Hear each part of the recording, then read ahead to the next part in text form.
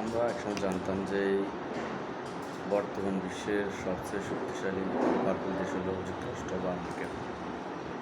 কিন্তু ইরান এবং যুক্তরাষ্ট্র এবং ইসরায়েলের যুদ্ধে এটা প্রমাণিত হয়েছে যে কোনো মুসলিম যদি কোনো অমুসলিম কান্ট্রিতে আবাদিত না করে এবং দেশপ্রেম নিয়ে কাজ করে, তাহলে তারা যে কোনো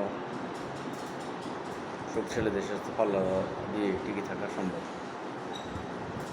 আমেরিকা এত হুমকি দুমকি এত ভয়ভীতি দেখানোর পরও ইরানকে দমাইতে পারেনি, কারণ ইরান সরকার তার দেশকে নিয়ে চিন্তা করে এবং তারা অমুসলিম কান্ট্রিগুলোর মোকাবেলায় দেশকে নিরাপদ রাখার জন্য আধুনিক তত উপকরণ সবগুলো দিয়ে তারা স্বয়ংসম্পূর্ণ।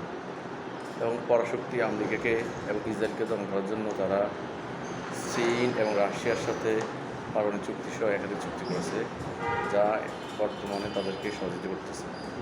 নিজেরা দেশকে উন্নয়ন এবং দেশের প্রতিরক্ষার বিষয়ে যদি সচেতন না হয়, যে কোনো দেশ তাদেরকে ধ্বংস করতে সম্ভব, যেটা ইরান জ্বলন্ত প্রমাণ।